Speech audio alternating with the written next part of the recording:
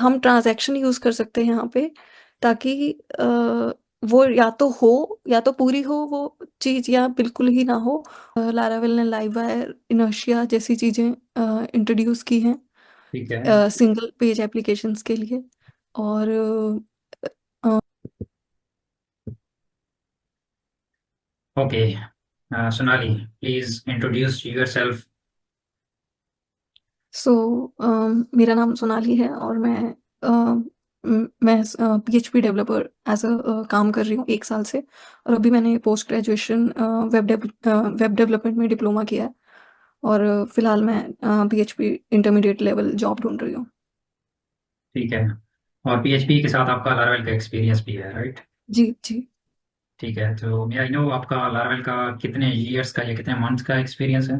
मेरा 1 to 1.5 year का experience. Okay, good good. So सबसे पहला मेरा क्वेश्चन है लारावेल के रेलेवेंट कि आपने कौन कौन से लारावेल के वर्जन्स पे काम किया हुआ है? अभी मैं 11 लारावेल 11 पे काम कर रही हूँ, मैं कुछ प्रोजेक्ट्स बना रही हूँ और उससे पहले मैंने 1 डेढ़ साल पहले मैंने लारावेल 9 आई गेस पे काम किया था। ठीक है। So what's the difference, main difference क्या है? लारावेल इतने वर्जन क्यों रिलीज कर रहा है? अम, काफ़ी जैसे-जैसे वर्जन्स इंक्रीज़ हो रहे हैं, चीज़ें काफ़ी ईज़ी हो रही हैं। जैसे कि पिछले वर्जन्स में अम, लाइववायर नहीं था, अब लारावेल ने लाइववायर, इनर्शिया जैसी चीज़ें इंट्रोड्यूस की हैं ठीक है। सिंगल पेज एप्लीकेशंस के लिए। और अम, और इवेंट्स, लिसनर्स भी चीज़ें ये पहले भी थी लेकिन थोड़ा ईज़ी इम्प्लीमेंटेशन हो गया है पहले से। ठीक है। Also tell me two more benefits. Um um, authentication में भी थोड़ा डिफरेंस है। अम, मैं आपको थोड़ा सा इसमें हेल्प आउट करता हूँ। क्या राउट्स फाइल के अंदर भी कोई चेंजिंग आई है, जो पुराने वर्जन हैं और जो न्यू जी, वर्जन? जी। राउट्स में 4 चीज़ें ऐड हो गई हैं, वेब कंसोल, एपीआई और चैनल्स। सो वेब सॉकेट पहले एक ही था web dot PHP and now 4 हो गए हैं और 4 चीज़ें आ गई जिसमें हम लाइक एपीआई के लिए एपीआई डॉट पीएचपी और राउटिंग जस्ट यूआरएल्स के लिए वेब डॉट पीएचपी और चैनल्स सॉकेट्स के साथ करने के लिए। ओके, बट जी। जो पुराने वर्जन हैं उसके अंदर भी ये फाइल्स मौजूद थी, तो क्या डिफरेंस है न्यू वर्जन के अंदर? हम न्यू वर्ज़न में एक जगह मतलब राउट्स फ़ोल्डर के अंदर चली गई, पहले थोड़ा अलग तरीका था, अभी थोड़ा ईज़ी हो गया है। और पहले वेब डॉट पीएचपी जो फ़ाइल होती थी उसमें एपीआई भी होता था और यूआरएल्स भी होते थे, जहाँ तक मुझे याद आ रहा है। और अब अलग-अलग थोड़ा एक डिफ़रेंस हो गया, तो ईज़ी एक सेग्रीगेशन हो गया। जी। ठीक हो गया। So can you explain that how Laravel request life cycle works? Um, so अगर हम कोई यूआरएल रिक्वेस्ट करते हैं देन वो हिट होता है index.php में पब्लिक सेक्शन में। एंड फिर आई गेस वो मिडलवेयर, अगर कोई मिडलवेयर होगा ऑथ या कुछ और, तो वो मिडलवेयर में जाएगा and then based on the request जो भी फंक्शन है वो वो एक्शन होगा और रिस्पॉन्स यूजर को मिलेगा। ठीक है। ये चीज़ें तो हमारे पास विजुअली भी हमारे पास फीलिंग होती है कि हमने जो मेथड्स डिफाइन किए हैं उनको हिट करेगा। But behind the scene Laravel different flow से गुजर के आता है। तो उसके बारे में आपको आइडिया है कि कौन कौन सी चीज़ें लारावेल बिहाइंड द सीन कर रहा होता है? लाइक लारावेल डिसाइड करता है कि रिक्वेस्ट किस टाइप की है, कौन से कर्नल पे जानी है, देन उसके बाद फर्दर फिर उसके अगेंस्ट एक्शन होगा। नहीं, इतना नहीं पता, बस इतना पता है कि गेट रिक्वेस्ट, पोस्ट रिक्वेस्ट इस टाइप पे वो पहले उसके अकॉर्डिंग सेग्रीगेट करता है। बस इतना ही पता है मुझे। ठीक है। Okay. My next question is about what is difference between URL versus route helper? आपने काफी जगह पे किसी भी एक लिंक को जनरेट करने के लिए यूआरएल हेल्पर यूज किया होगा और राउट हेल्पर भी यूज किया होगा, तो इनका डिफरेंस क्या है? क्यों हम यूआरएल यूज करते हैं और कहाँ पे हमें राउट यूज करना चाहिए? हम जैसे यूआरएल हम टेस्टिंग के लिए यूज़ करते हैं आई गेस। अब राउटिंग राउट एक फ़साड एक होता है ऑलरेडी बना हुआ और जब हम थोड़ा बहुत छोटा-मोटा टेस्ट वगैरह करते हैं तो सिंपल यूआरएल पास करते हैं, मुझे इतना ही पता है। मैं क्वेश्चन को थोड़ा-सा क्लियर कर देता हूँ। मे बी क्वेश्चन प्रॉपर मैंने इसको डिस्क्राइब नहीं किया या आपने इसको पिक नहीं किया। लेट्स से आपके पास एक राउट है और उस राउट पे आपने यूज़र को क्लिक करवाना है, तो आपने एक href लगाया और उस href के अंदर आपने राउट का पाथ देना है। तो उसके हम मल्टीपल वेज फॉलो करते हैं। हम यूआरएल के थ्रू राउट का पाथ भी पास कर सकते हैं और राउट हेल्पर के थ्रू हम राउट का नेम स्पेसिफाई करते हैं, और देन जब यूज़र उस href पर क्लिक करता है तो वो रिक्वेस्ट हमारी उस राउट पे चली जाती है। जी। तो आप वहाँ पे कौन सा यूज़ करती हैं, यूआरएल यूज़ करती हैं या राउट यूज़ करती हैं? मैं राउट नेम मेंशन करती हूँ वेब डॉट पीएचपी में कि नेम क्या है, एंड देन एचआरएफ में राउट का नाम मेंशन करती हूँ, जैसे कि पोस्ट डॉट क्रिएट, तो वो ही कॉल करती हूँ एंड वो यूआरएल एचआरएफ में वो डालती हूँ। या ओके, सो डिफरेंस क्या है? लाइक राउट का आपने बता दिया कि राउट आपको वहाँ पे ऐड करती हैं तो उस पे ले जाता है, लेकिन वहाँ पे हम यूआरएल मेथड भी यूज़ कर सकते हैं। तो उसके बारे में आपको आइडिया है कि यूआरएल हम क्यों यूज़ करते हैं या इवन हम राउट क्यों यूज़ करते हैं? नहीं, मुझे इस चीज़ का आइडिया, सॉरी। ठीक है, इट्स फाइन। जो भी चीज़ अनक्लियर हो तो आप इसी चीज़ को मेंशन कर सकती हैं। Okay, so my next question is about what is artisan. हमारे पास लारवेल की एप्लीकेशन के अंदर एक आर्टिसन की फाइल होती है, तो उसका क्या पर्पज़ होता है? आर्टिजन एक कमांड लाइन इंटरफेस होता है लारावेल के अंदर, जैसे कि हम बहुत सारी हमें यू लाइक लारावेल में बहुत सारी चीज़ें करनी होती है, उसको ईज़ी करने के लिए हम आर्टिज़न कमांड्स यूज़ करते हैं, जैसे कि कंट्रोलर बनाने के लिए पीएचपी आर्टिज़न मेक कंट्रोलर, या सर्वर पीएचपी आर्टिज़न सर्व। राउट लिस्ट भी होती है, जैसे लिस्ट जिसमें सारी लिस्ट्स आ जाती है राउट्स की, और माइग्रेशन के लिए बहुत सारी PHP artisan migrate, make migration, ऐसी कमांड्स या मॉडल वगैरह क्रिएट करने के लिए। जी। Good. My next question is about the relationship. आपने बहुत सारे रिलेशनशिप यूज़ किए होंगे लारावेल में, तो what is difference between has many relationship and belongs to? One to many relation show करने के लिए हम डिफरेंट मॉडल्स के बीच में हम हैज़ मैनी रिलेशन यूज़ करते हैं, और फॉर एग्जांपल एक पोस्ट है और उसके बहुत सारे कमेंट्स हैं, तो वो एक हैज़ मैनी रिलेशन है। और बिलोंग्स टू कमेंट जो है वो एक कमेंट एक पोस्ट का है, वो पर्टिकुलर कमेंट, तो बिलोंग्स टू उसका रिलेशन पोस्ट के साथ रहेगा, और वो एक इनवर्स रिलेशन होगा। और has many one to many, and belongs to एक इनवर्स रिलेशन होगा, जो हम पोस्ट जैसे पोस्ट मॉडल में हम कमेंट्स का हैज़ मैनी रिलेशन बताएंगे, और कमेंट्स के अंदर पोस्ट का बिलोंग्स टू रिलेशन लिखेंगे। जी। My next question is from the Laravel collection. Do you know what is Laravel collection? And if you are familiar with some of the methods of this collection? Collection, Yeah. Collection, काफ़ी सारी चीज़ें इस वाली हमारे पास होती हैं जो हमने यूज़ की होती हैं, लेकिन उनके फैंसी नेम होते हैं जो हमें याद नहीं होते। तो जी जी मैं अगर एक दो मेथड्स आपसे पूछ लेता हूँ तो मे बी आपको कलेक्शंस का आइडिया हो। आपने गेट मेथड यूज़ किया होगा जी जी जी, हाँ या प्लग हाँ, किया होगा, जी जी।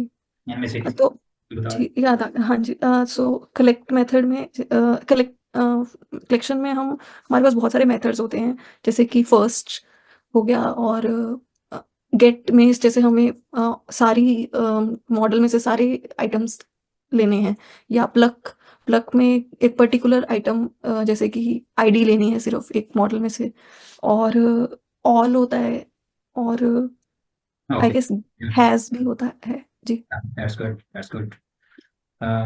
ओके, सो अगर मैं आपसे डेटाबेस के रेलेवेंट कुछ क्वेश्चंस करूं तो आपकी डेटाबेस की स्किल्स कैसी हैं इसमें? अम, जी, आप ठीक हैं। जी। डेटाबेस से रेलेवेंट मैं क्वेश्चन कर सकता हूं आपसे? जी, जी सर, कोई बात। जी। Okay, so my question is about inner join, left join versus right join. इनमें क्या डिफरेंस है? Um, 2 models, inner join is 2 models के अंदर जो सिमिलर सिमिलर चीज़ें हैं, अगर हमको कॉलम्स प्लग करने हैं तो हम इनर जॉइन यूज़ करते हैं। और और सर आपने इनर और क्या पूछा आपने? Left join? Left join. So left join में हम जो लेफ्ट टेबल है, मतलब जो पहले अगर हम क्वेरी लिखते हैं तो जो पहले आता है, जो टेबल हम पहले मेंशन करते हैं, और जो दूसरा टेबल है उस उनके बीच में जो एक लेफ्ट वाला टेबल पूरा आएगा, और जो लेफ्ट और राइट टेबल में जो कॉमन चीज़ें हैं लेफ्ट जॉइन में वो आएंगी। और हाँ जी, ये इतना भी मुझे इतना ही याद है। That's good. That's good. Okay. So can you please explain database indexing? We are also using this in the Laravel. Why we use index in the database? Indexing से हमारी परफॉर्मेंस इंक्रीज होती है, और आई गेस हम अगर has many relationships होते हैं जैसे कि, तो एक एक पिवट टेबल बना देते हैं कई बार, जैसे 2 टेबल्स हैं उनके रिलेशन को बनाने के लिए, तो आई गेस उसको भी इंडेक्सिंग कहते हैं। मेरे को पक्का नहीं पता उस चीज़ का। और मेन तो इसका पर्पस है ये है कि हम उसको परफॉर्मेंस को हम बेटर बनाने के इंक्रीज, हाँ लिए। जी जी। और सर ये पिवट टेबल वाला इसमें सही है ये जो मैंने बोला? पिवट टेबल का कॉन्सेप्ट डिफरेंट है, बट उसकी ओके, इंडेक्सिंग यूज होती है अगर हम फॉरेन कीज को यूज करते हैं। हाँ, उसमें भी इंडेक्सिंग ही यूज़ होती है ना? यस, फॉरेन कीज हमारे पास वहाँ पे होती हैं, वहाँ पे यूज होती हैं। एग्जैक्टली। जी। ओके, सो सिमिलर क्वेश्चन मैं इसी के रिलेटेड और करता हूँ कि अगर आपके पास एक लार्ज क्यूरी सेट हो, आपने एक लार्ज क्यूरी एग्जीक्यूट करनी हो, तो उसको आप किस तरह से बेटर ऑप्टिमाइज करेंगे कि वो जल्द से जल्द लोड हो। लेट्स से आपके पास 1 मिलियन रिकॉर्ड्स हैं, यूजर्स के 1 मिलियन यूजर्स हैं, और उनको आपने फैच करना है और उन पे कोई ऑपरेशन परफॉर्म करना है। तो आप किस तरह से फैच करेंगे, यूजर मॉडल है आपका, और देन फर्दर आगे आप कैसे क्यूरी चेन करेंगे उसके साथ। एक तो चंकिंग वे वे है जिसमें कि we can only, for example हमको कोई डाटा में से कुछ ही आइटम्स एक्सट्रैक्ट करने हैं, तो we can extract like 1000 items at a time. So chunk method use होता है एक तो। और लेजी लोडिंग लारावेल 11 में अभी न्यूली इंट्रोड्यूस हुई है, जिसमें कि एट अ टाइम स्टोरेज पे थोड़ मतलब कुछ डाटा ही होता है, कुछ ऐसा। और ईगर लोडिंग विद फंक्शन से भी स्पीड मतलब इजीली आई गेस इंसर्ट हो सकता है डाटा। और या यही मेथड्स हैं। Now moving further, um, what is database seeding? And give me a real life example. We use seeders in the Laravel. हम लारावेल में डेटाबेस सीडिंग हम यूज़ करते हैं ताकि हम एक डमी डाटा डाल सकें टेबल में। जैसे कि मैंने फॉर एग्जांपल एक बहुत सारी पोस्ट्स हैं, और मैंने एक फ़ोल्डर में वो डेटाबेस के अंदर कहीं सेव कर ली, .md फाइल में फॉर इंस्टेंस, तो मैं वो डेटाबेस सीडर में जाके मैं वो फाइल लोड कर सकती हूँ और अपने डेटाबेस के अंदर सेव करा सकती हूँ यूजिंग डेटाबेस सीडर। ठीक है, आपका आंसर तकरीबन करेक्ट है, बट इसको मैं मोर क्लियर करना चाहूँगा। सो जी। What's the difference between factory versus cedar?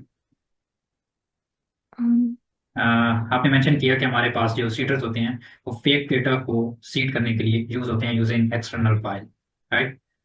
So why we use factories?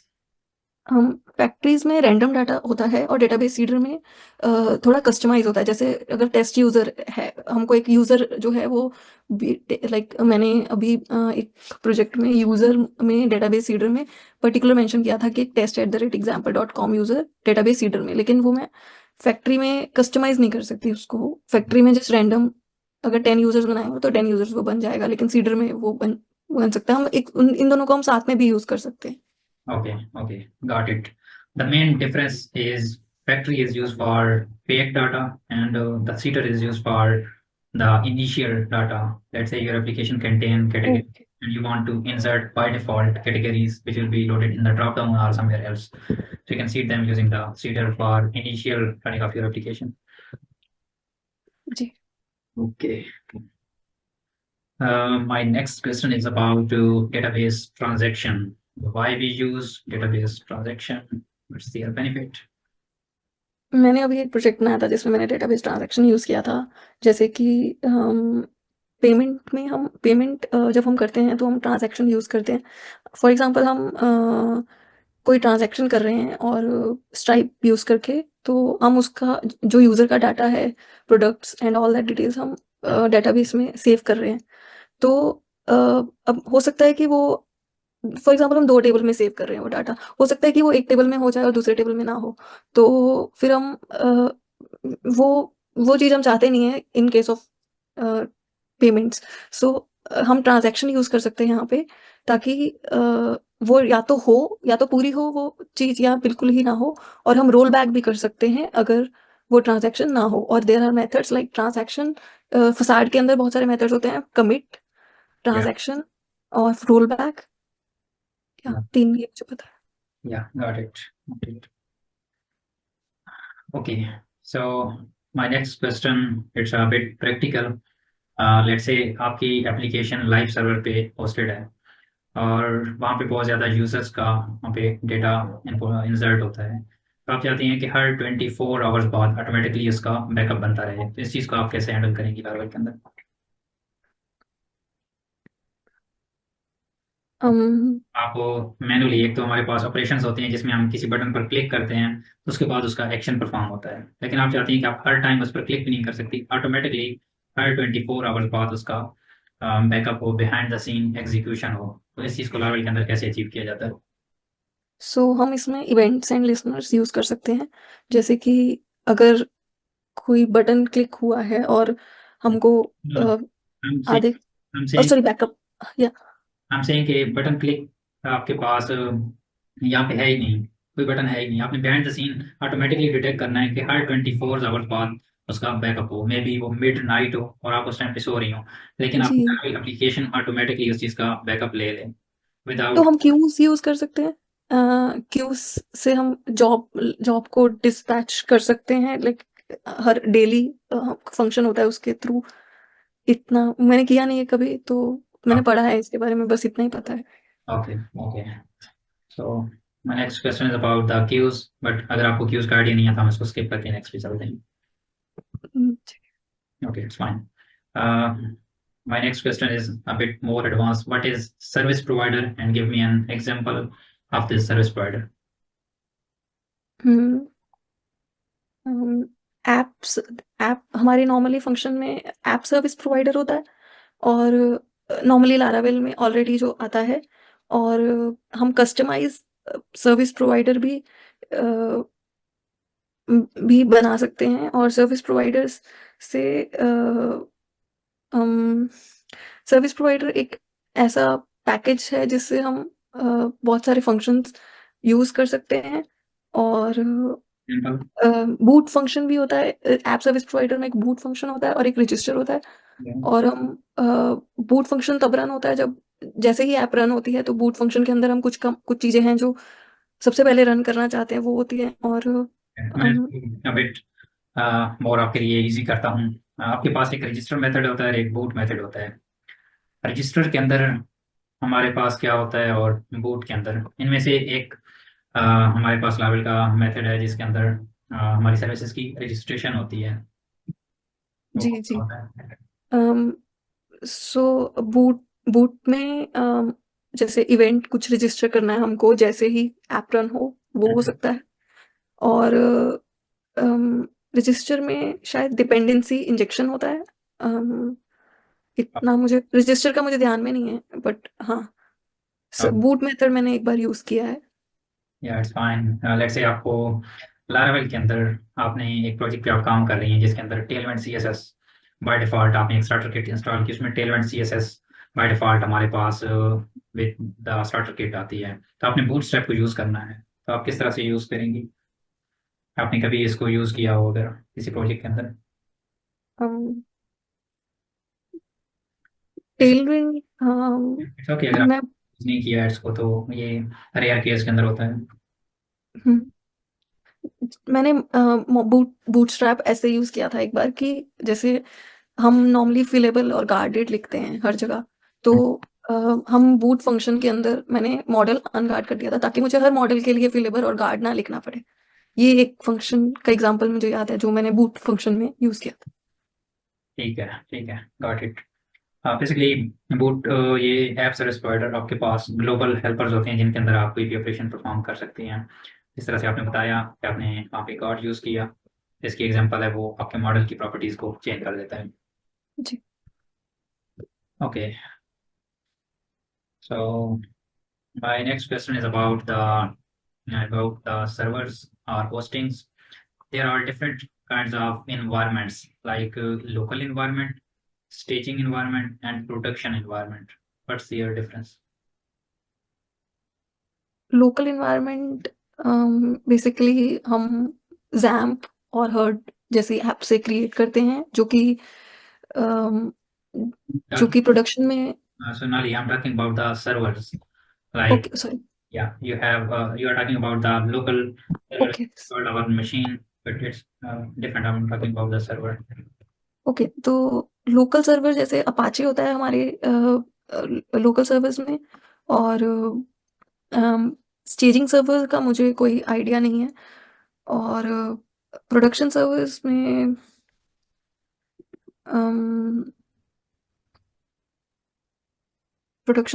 जैसे हम डिप्लॉय करते हैं तो होस्टिंग प्रोवाइडर्स होते हैं जैसे डिजिटल ओशियन वगैरह। Yeah. सो वो हमको प्रोडक्शन सर्वर्स प्रोवाइड करते हैं, AWS। या Okay. Okay, fine. My next question is about आपने लारावेल का CLI यूज़ किया है? जी। मैंने, हाँ जी, थोड़ा सा आइडिया है उसके बारे में। ठीक है। आपने CLI के अंदर एक शॉर्ट सा टूल है वो यूज़ किया हो जिसके थ्रू आप डेटा को इंसर्ट कर सकती हैं, डिलीट कर सकती हैं। I am talking about which is starting from the T. Tinker. या। जी। तो वो उसमें वो वो एक REPL है उसको बोलते हैं, और वो जैसे कमांड लाइन में हमको डेटाबेस से कुछ क्वेरीज रन करनी है इजीली, हम एक टेस्टिंग इन्वायरमेंट भी मिल जाता है हमको। हमको फैक्ट्रीज क्रिएट करनी है कुछ भी, सो PHP आर्टिसन टिंकर के थ्रू हम डेटाबेस से इंटरेक्ट कर सकते हैं basically. Okay, okay, great. My last question is about soft deletes, why we use soft deletes. Okay, so soft deletes में बेसिकली होता है कि हम कुछ डिलीट करते हैं लेकिन वो डेटाबेस में डिलीट नहीं होता है, बट वो हमारे सामने डिलीट हो जाता है फॉर एग्जांपल कि, और हम उसको रिस्टोर भी कर सकते हैं सॉफ्ट डिलीट से। लेकिन अगर हम उसको नॉर्मल डिलीट करेंगे तो शायद हम उसको रिस्टोर नहीं कर सकते। फॉर एग्जांपल अगर एक यूज़र है और उसने अपना अकाउंट डीएक्टिवेट कर दिया है, तो अ, अब हम उसके की जो डिटेल्स हैं वो उसको परमानेंट डिलीट कर सकते हैं या सॉफ्ट डिलीट कर सकते हैं। तो सॉफ्ट डिलीट करके हम उसको फिर से रिस्टोर कर सकते हैं, लेकिन परमानेंट डिलीट से नहीं कर सकते। तो सॉफ्ट डिलीट का यहाँ पे यूज़ हो सकता है। Okay, okay. लेट्स से आपके पास हमारे पास जिस तरह से सोशल मीडिया की एप्लीकेशन होती हैं उसमें हमने जी, ऑपरेशन परफॉर्म किया, तो वहाँ पे हमारे पास हमने लेट्स से किसी भी चीज़ को डिलीट किया तो वहाँ पे नीचे एक ऑप्शन आ रहा होता है कि आप इसको अनडू कर सकते हैं। तो जी, जी। ये चीज़ और वो चीज़ सेम होते हैं? हाँ, उसमें हम सॉफ्ट डिलीट का कॉन्सेप्ट ही यूज़ करते हैं मेरे ख्याल से, कि क्योंकि उसमें हम अनडू रिस्टोर करते हैं। इस ट्रैश फंक्शन होता है सॉफ्ट डिलीट्स के अंदर, और टेम्पररी डिलीशन बोल सकते हैं इसको। Okay, okay, great. Good job Sonali, thank you very much for your time. और इसमें मैं मेंशन करता हूँ बाकी ऑडियंस के लिए भी, ये सिर्फ टेस्ट इंटरव्यू है, इसके अंदर कोई भी हायरिंग नहीं हो रही। तो इसके अंदर जस्ट हम ये मेक श्योर करते हैं कि अगर आपने इंटरव्यू के अंदर अपने आप को प्रेजेंट कैसे करना है या क्वेश्चंस के आंसर कैसे करने हैं, या इंटरव्यूअर आपसे डिफरेंट एंगल से क्वेश्चन करेगा तो उनको आपने रिस्पॉन्स कैसे करना है। That's it for now, so thank you very much Sonali. Thank you.